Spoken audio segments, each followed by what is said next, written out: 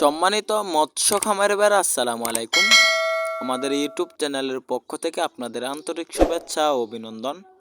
তো ভিউয়ার্স, আপনারা যারা বাণিজ্যিকভাবে মাছ চাষে আগ্রহী তারা আমাদের এই ভিডিওটি না টেনে সম্পূর্ণ দেখুন, তাহলে মাছ চাষ সম্পর্কে বুঝতে পারবেন। তো ভিউয়ার্স, আপনাদেরকে এখন দেখাচ্ছি 100% ভিয়েতনামি শোল মাছের পোনা। দেখতে পাচ্ছেন এবছরে ভালো মানের ভালো সাইজের শোল মাছের পোনা। তো ভিউয়ার্স, আপনারা শোল মাছগুলো চাষ করলে এককভাবে চাষ করবেন, কারণ আমাদের শোল মাছগুলো মিশ্রভাবে চাষ করা যায় না। আমাদের শোল মাছগুলো অন্য মাছগুলোকে দ্রমণ করে ফেলে।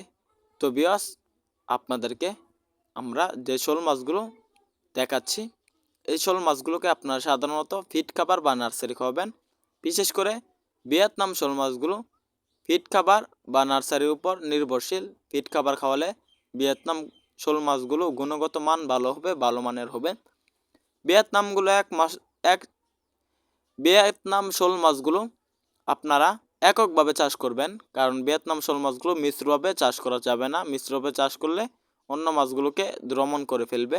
যদি মিশ্রভাবে চাষ করতে চান, আপনারা শোল মাছগুলো থেকে 2 গুণ বড় মাছ চাষ করবেন, তা না হলে মাছগুলো অন্য মাছগুলোকে খেয়ে ফেলবে এক সমান। বা ছোট মাছ চাষ করলে, তো মাত্র 1 বছর চাষ করলে আমাদের ভিয়েতনাম শোল মাছগুলো 4 থেকে 5 কেজি ওজন আসবে।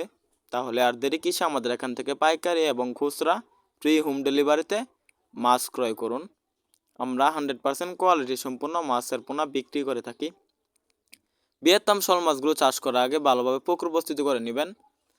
পুকুর প্রস্তুতি এমনভাবে করবেন যেন পুকুরে কোনো ময়লা আগাছা আবর্জনা না থাকে। ভিয়েতনাম শোল মাছগুলো ফালাফালি করে এক পুকুর থেকে আরেক পুকুরে বা অন্য জায়গায় চলে যায়। তাই ভিয়েতনাম শোল মাছগুলোর যে পাড় আছে, পাড়ের উপরে আপনারা ভালোভাবে নেট দিয়ে বেড়া দিয়ে দিবেন।